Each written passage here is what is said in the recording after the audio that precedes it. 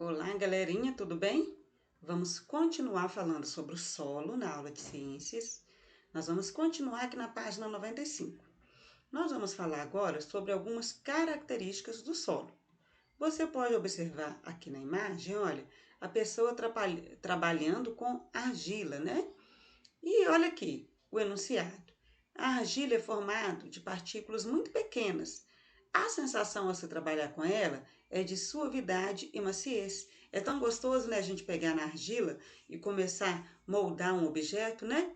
É uma atividade, né, que dá prazer. É bem gostoso a sensação, né, a textura, né, a aspereza da argila. Então, vamos lá. Primeira coisa, você já vai sublinhar aqui, ó, este primeiro parágrafo todinho, olha.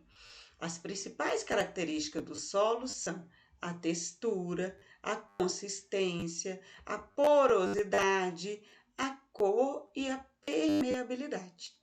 Isso aí, ó, você já vai guardar aí na cabecinha. Inclusive, ó, tem até isso na provinha. Olha aí a dica que eu tô dando. Então, quais são as principais características do solo? A textura, a consistência, né? Se ele é mais úmido, se ele é mais seco, a porosidade, né? Se você consegue enxergar aqueles buraquinhos nele ou não, a cor e a permeabilidade. A textura do solo depende do tamanho de suas partículas, ou seja, o tamanho dos grãozinhos. As partículas maiores, mais grossas, se chamam areia, e as menores, mais finas, se chamam argila. Então, isso aqui também é muito importante você sublinhar, né? Por quê? Para você saber que as partículas maiores, né, que são as partículas mais grossinhas, são areia, e as menores, né, é chamado de argila. Vamos prosseguir na página 96. Quando pegamos uma porção de solo entre os dedos, igual está acontecendo aqui nessa imagem, podemos sentir uma textura áspera quando o solo possui muito areia, ou uma textura sedosa quando o solo tem muita argila. Por isso que trabalhar com argila dá uma sensação gostosa, né? Agora, se você pegar numa areia, né, é uma sensação mais áspera, né? Então, olha aqui. Sedosa significa macia, suave ao tato. É essa imagem que está mostrando aqui, ó. Os solos pouco consistentes se esfarelam quando se tenta moldá-los, né? Por exemplo, por isso que a areia eu não consigo moldar da mesma forma que eu consigo moldar com facilidade uma argila. A consistência do solo pode ser percebida quando tentamos moldá-lo. Os solos mais consistentes, como a argila, podem ser moldados e não se esfarelam. Já os solos menos consistentes, como o solo com muita areia, se esfarelam facilmente, né? E aí, para fazer uma escultura na areia, precisa estar colocando água o tempo todo, né? Enchendo ele de água para fazer a escultura.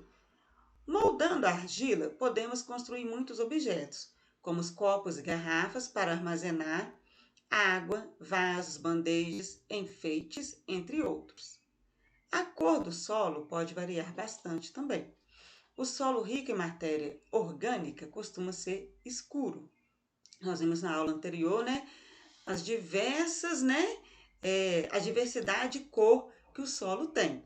Então, o solo mais escuro, né, é o solo que é rico em matéria orgânica, né? Digamos que é um solo rico para plantar, um solo bom.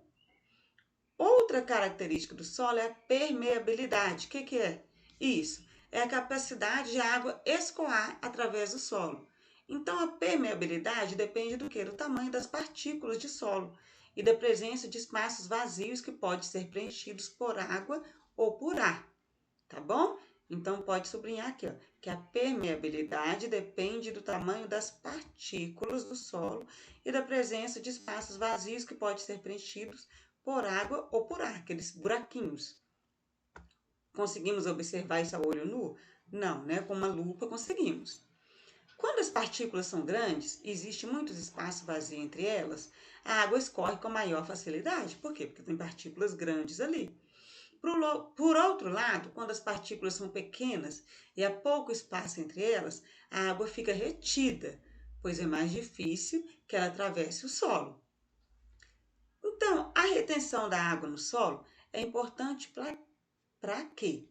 Né? Para as plantações, pois assim as raízes das plantas conseguem absorver a água e os sais minerais delas dissolvidos.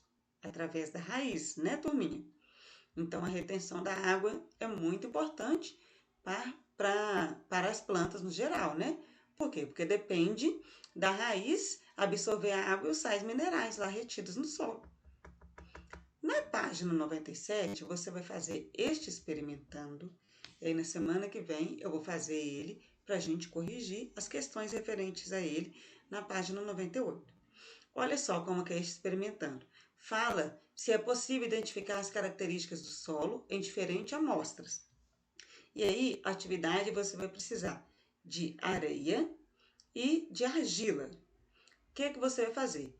2 amostras de 200 gramas de areia coletadas em locais diferentes, por exemplo, em canteiros, barrancos e hortas da escola, ou da sua proximidade aí, né, com a supervisão de um adulto. A caneta com etiquetas, coador de café, sabe aquele coador de café normal? E 5 copos transparentes do mesmo tamanho e água. É aquele coador de café, gente, de papel, tá bom? Que a gente usa e joga fora.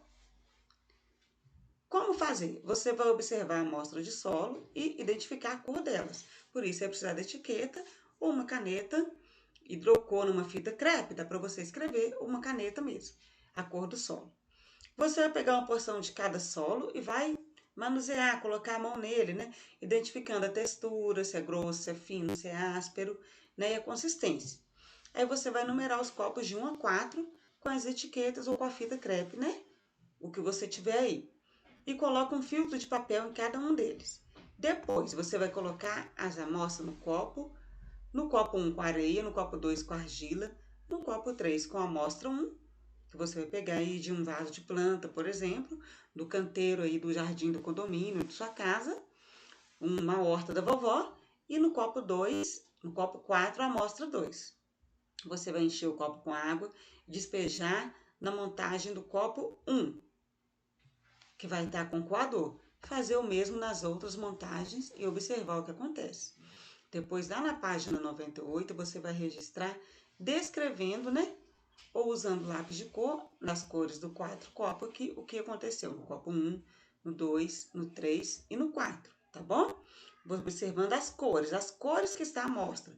Por exemplo, marrom escuro, marrom claro, meio amarelado, como areia, tá bom? É escuro, preto, você vai observar e escrever. Depois você vai ordenar as 4 amostras de acordo com a textura, do mais sedoso para o mais áspero. Então, o que tiver mais sedoso, né, vai ficar aqui copo 1, ou copo 4, copo 3, o que tiver mais sedoso, né, que é o caso mais de argila, né, e o mais áspero é o que tiver com areia. E a questão 3. Qual das 4 amostras pode ser moldadas com mais facilidade? A mais sedosa ou a mais áspera? Ordene as 4 amostras de acordo com a permeabilidade, né, que retém a água, do menos permeável ao mais permeável. Aí na próxima aula a professora vai fazer esse experimento para a gente corrigir, tá bom? Então, é até aqui a aula de hoje de ciências essa semana.